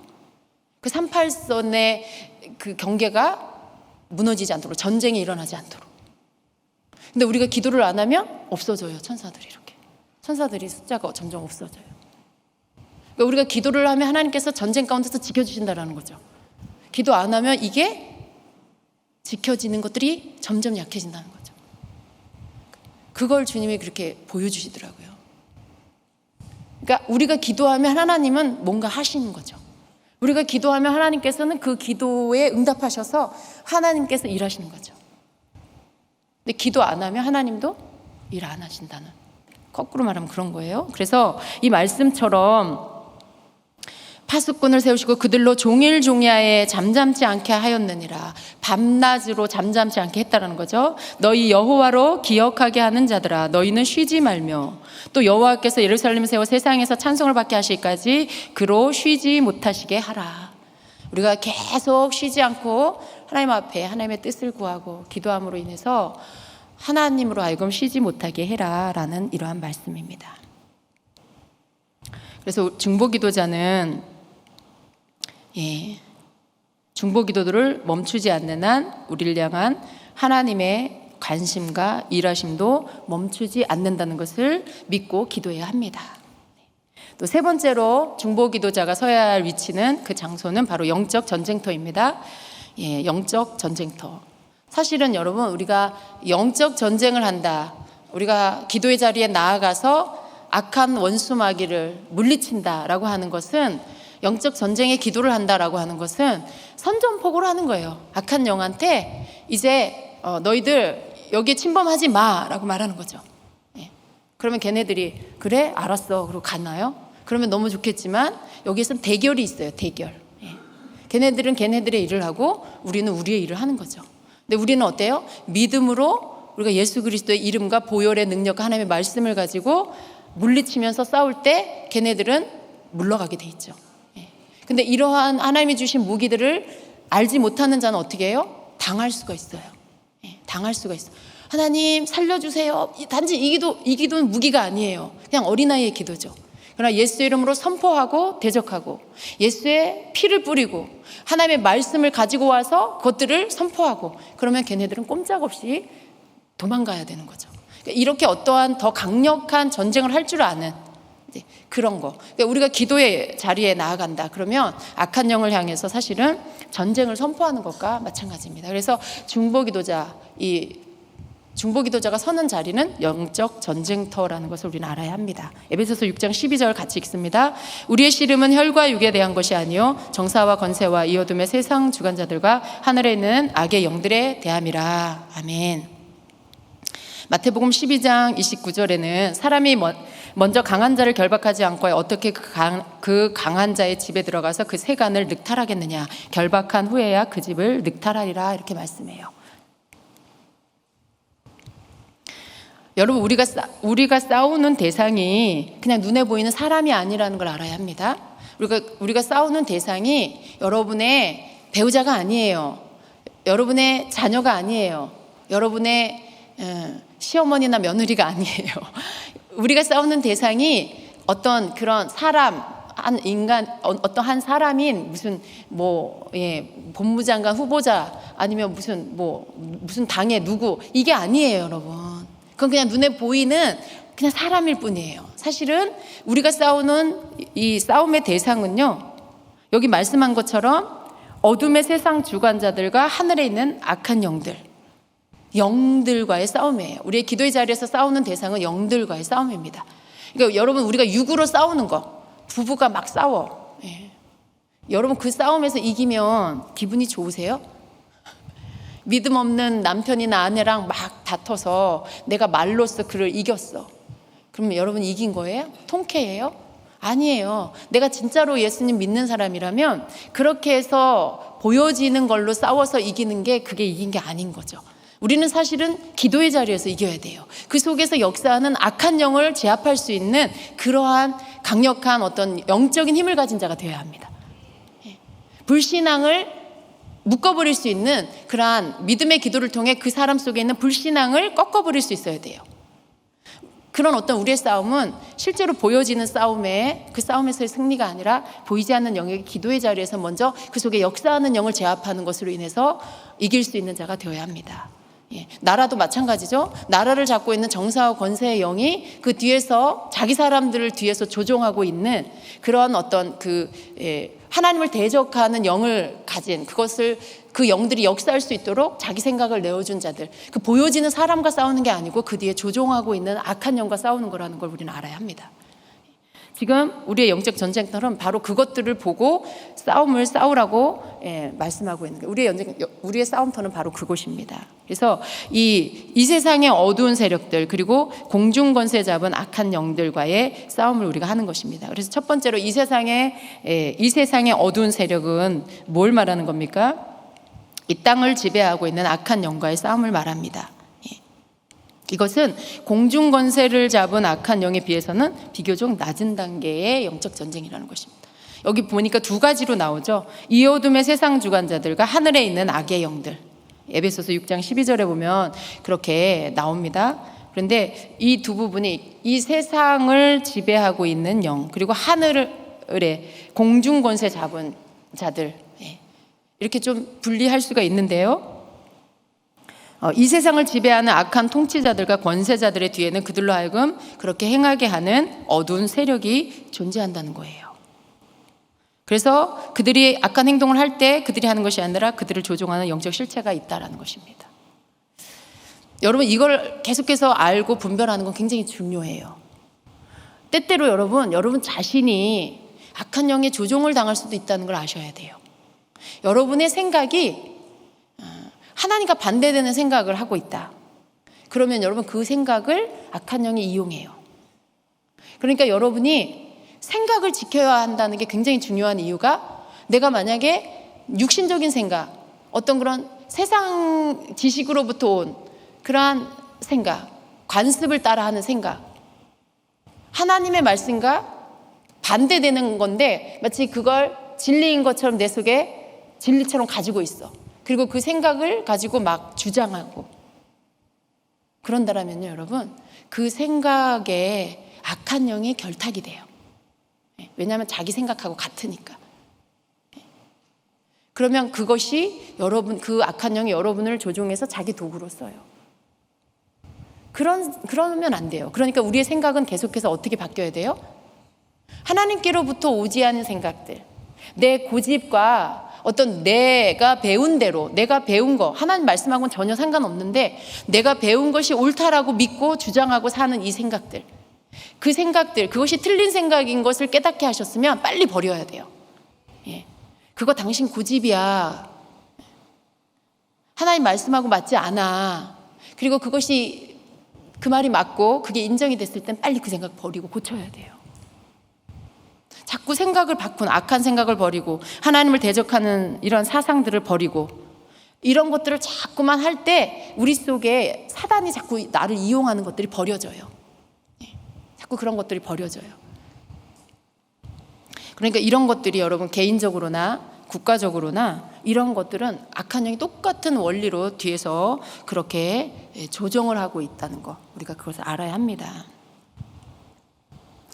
그러니까 여러분 정치하는 사람들이 그 사상이 얼마나 중요해요.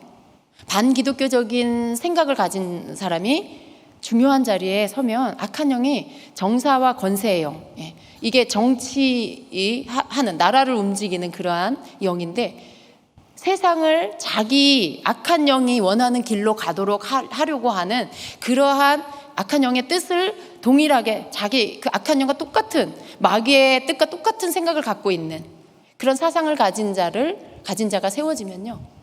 마귀는 또 그가 세워지도록 열심히 일하겠죠. 그런 자가 세워지면 결탁이 되죠.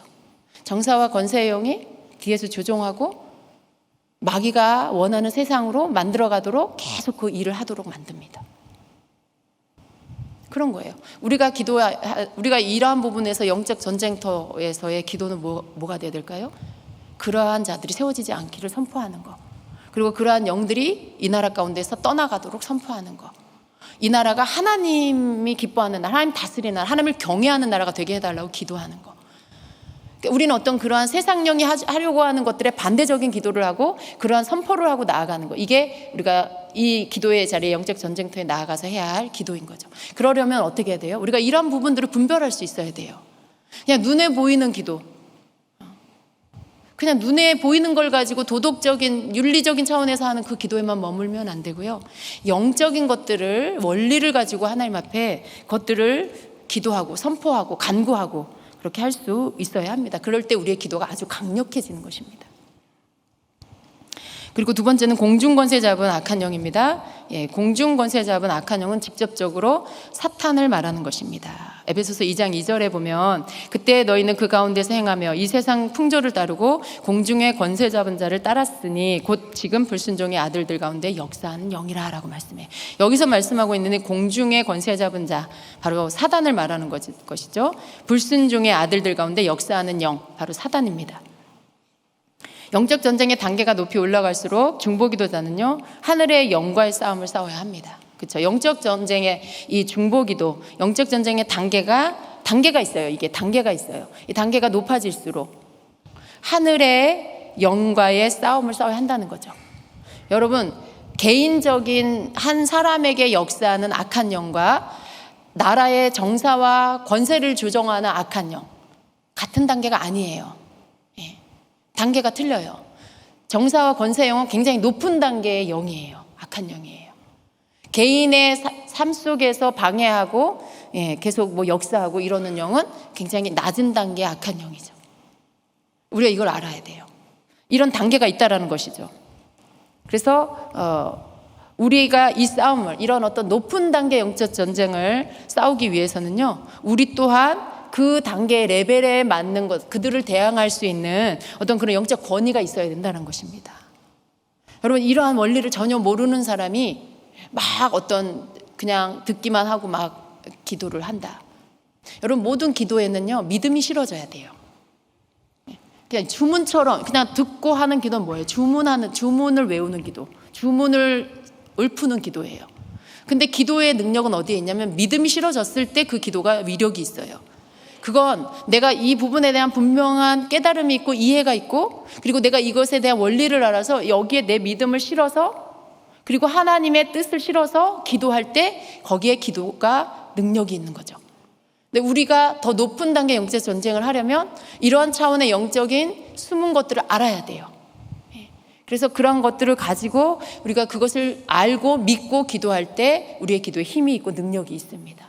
그래서 여러분, 우리가 영적 전쟁의 기도를 할 때 우리의 기도의 단계가 더 높아져야 돼요. 우리가 이러한 기도들을 나아가려면 여러분 벌써 지금 들으시면서 이렇게 뭔가 이전 것들이 벗어지는 거죠. 들음으로 믿음이 나요. 믿음은 들음에서 나고 들음은 하나님의 말씀으로 말미암는데, 여러분이 하나님 말씀 들으면서 믿음이 계속 이렇게 자라는 거예요. 그 시간에 바로. 그래서 우리는 더 높은 차원의 이런 영적 전쟁을 하려면 우리가 영적 전쟁에 할 수 있는 영적 권위가 있어야 돼요. 영적인 지식도 있어야 되고, 그것을 또 믿음이 있어야 되고, 그리고 또 우리의 삶에 겸손함이 있어야 되고요, 정결함이 있어야 돼요. 그리고 또 하나님과의 친밀함이 있어야 돼요. 이런 모든 것들이 합쳐져서 우리의 영적인 권위가 높아지는 것입니다. 우리의 권위를 높여주시는 분은 하나님이시죠. 우리가 그 하나님과 친밀해야 돼요. 우리가 하나님과 친밀하다는 것은 하나님의 말씀대로 살 때 그게 점점 더 친밀해지죠. 하나님 우리에게 원하시는 삶은 정결한 삶이고요, 우리가 겸손히 행할 때 하나님 앞에서의 그러한 정결한 삶도 살 수 있고, 그리고 우리가 눈이 어두워지지 않을 수가 있죠. 하나님과 친밀함도 놓치지 않을 수가 있습니다. 그리고 우리는 또 예를 들어 여러분이 어떤 영역의 작은 영역의 중보기도다. 그럼 여러분이 혼자 감당하셔도 돼요. 그런데 이것이 좀 더 큰 영역이다.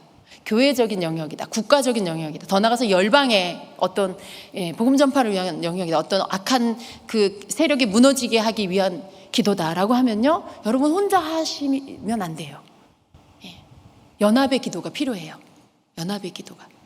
그래서 예전에 어떤 분이 이사를 갔는데 그 동네에 아주 오래된 절이 있는데 굉장히 큰 절이 있었대요.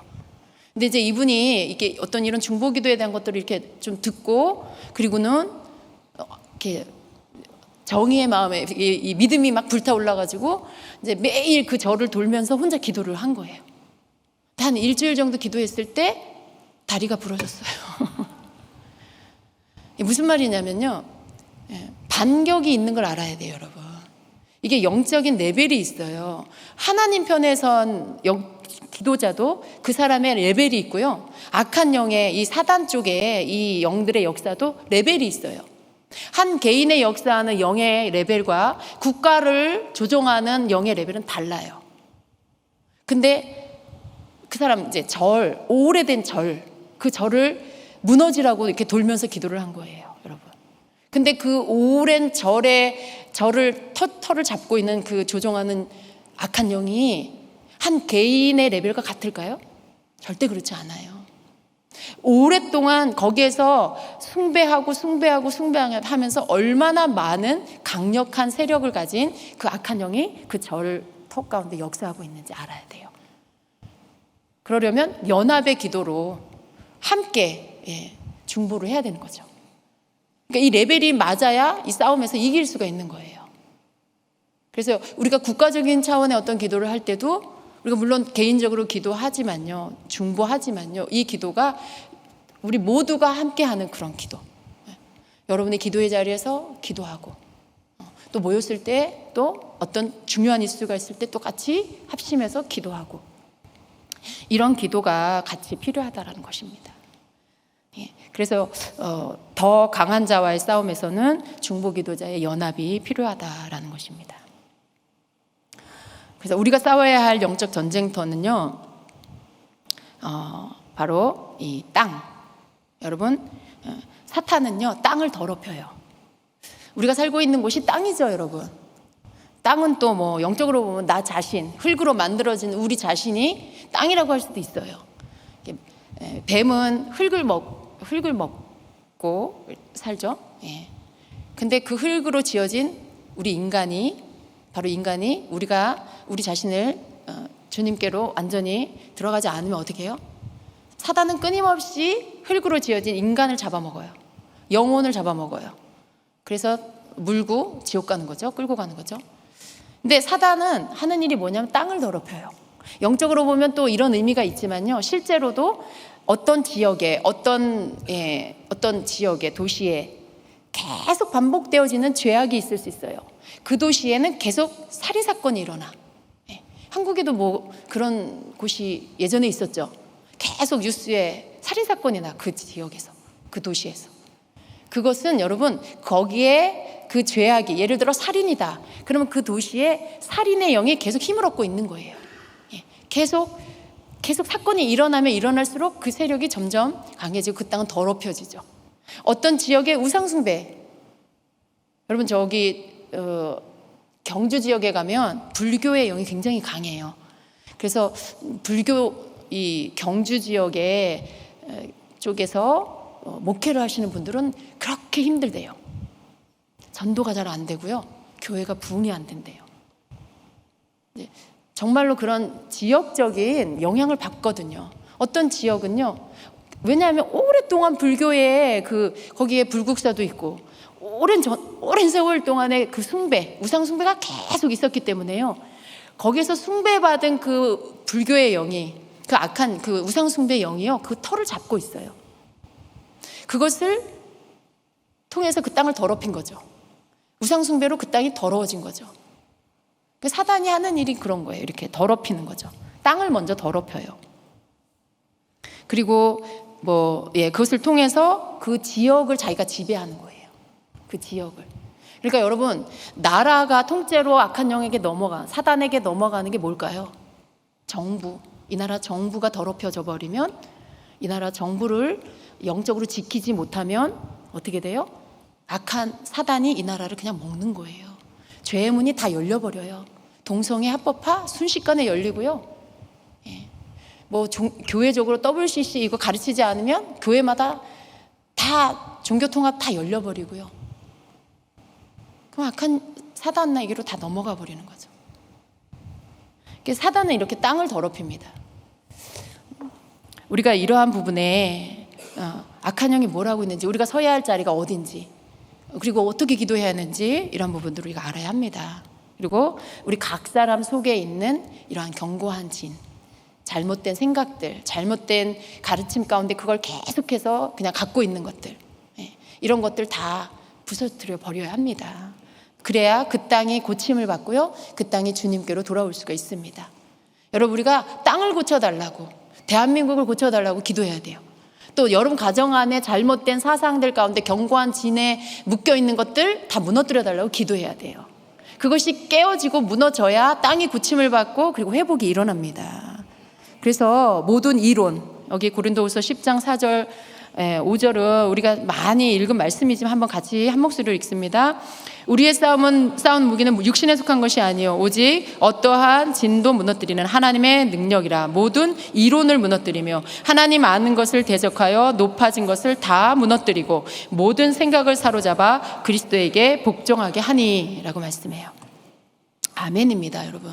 우리는 이 구절을요, 기도 가운데 매번 가지고 와서 기도를 해야 돼요. 여러분, 모든 이론이 무너져야 됩니다. 하나님의 말씀으로부터 나오지 않은 세상 생각, 세상 지식으로부터 나온 이론들, 그 이론 속에는 하나님을 대적하는 것들이 숨어 있어요. 그래서 인간으로부터 나온 이론, 하나님을 대적하는 이론들은 다 예수님 발 앞에 굴복돼야 됩니다. 그리고 어떤 신념들, 사상들, 그리고 세상 가치관들, 잘못된 세계관들, 이러한 것들이 다 견고한 진이에요. 이러한 것들이 다 무너져야 합니다. 그래서 그러한 모든 것들이 하나님을 대적해서 높아진 것들인데요, 그것들이 무너지고, 그리고 모든 잘못된 생각이 예수님 발 앞에 복종되어지는 그러한 일들이 있어야 합니다. 우리가 중보하는 어떤 방향은 바로 이런 거예요. 여러분, 어떤 때는 나 자신도 잘못된 생각에 속을 수가 있어요. 하나님, 내 모든 생각을 예수님 발 앞에 굴복시킵니다. 우리는 이렇게 기도해야 돼요. 자기 자신을 위해서. 하나님, 우리 가족들의 생각을 예수님 발 앞에 굴복시킵니다. 하나님, 잘못된 모든 견고한 진들 무너뜨려 주세요. 어떤 종교적인 어떤 그러한 풍습으로, 집안의 풍습으로 이렇게 계속 내려오는 잘못된 생각들, 관습들, 예수의 이름으로, 그거 다 견고한 진이에요, 여러분. 다 무너질지어다. 유교 사상들 다 무너질지어다. 그런 견고한 진들을 다 무너지게 하는 이러한 것들이 다 영적 전쟁이죠. 여러분이 이러한 기도를 해야 되는 것입니다. 그래서 우리의 어떤 가장 먼저 지켜야 될 부분은 내 마음과 생각. 거기서부터 영적 전쟁은 시작되고, 우리 가정, 그리고 여러분의 또 교회와 우리에게가 몸담고 있는 이 나라. 여러분, 대한민국 내 나라잖아요. 그죠? 대한민국이 있어야 내가 있는 거예요. 나라도 없는데 국민이 어디에 서요? 나라가 있어야 하고, 나라가 있어야 교회도 설 수 있고, 교회가 건강해야 내 신앙이 건강할 수 있는 거예요. 여러분의 영적 전쟁터가 어디인지를 잘 아셔야 돼요. 나만 잘 먹고 잘 살면 되는 게 아니라, 내가 잘 먹고 잘 살려면 내 신앙을 세울 수 있는 교회가 있어야 되는 거고, 내 교회가 잘 서려면 내 나라가 있어야 되는 거고, 그죠? 그리고 하나님은 온 열방에 모든 나라가 지금 다 연결돼 있어요. 어떤 나라는 폭삭 망하고 어떤 나라만 잘 살 수 있는 게 아니에요. 다 서로 수입하고 수출하면서 연결돼 있어요. 함께 더불어서 사는 거죠. 그래서 지구촌이라고 하잖아요. 열방이 다 하나님 앞에 돌아와야 돼요. 열방이 주님 앞으로 다 구원받고 돌아와야 돼요. 하나님의 뜻이 이 땅에 이루어질 수 있도록 우리에게 하나님께서 서라고 하시는 그 자리에 설 수 있어야 되고요, 나에게 맡겨주신 그 영역 가운데 하나님께서 나에게 기도하라고 하시는 그런 부분들을 놓고 우리가 파수꾼으로, 중보기도자로 서서 주님의 나라가 이 땅에 임할 수 있도록, 하나님의 뜻이 이 땅에 하늘에서 이루어진 것 같이 이 땅에서도 이루어질 수 있도록 우리가 그 기도로 나아가야 합니다. 여러분의 기도를 이제 고칠 것들을 고치세요. 내 것만 구하는 기도는 그건 너무 얕은 중보기도. 그건 중보기도. 나만 구하는 기도는 그건 중보기도가 아니에요. 내 중심적인 기도죠. 내 가정만 위해서 기도하는 것도 너무 이기적인 기도예요. 우리의 기도의 영역이 넓혀지고요, 우리의 기도가 또 단계가 더 높아지고요, 그렇게 되시기를 축복합니다.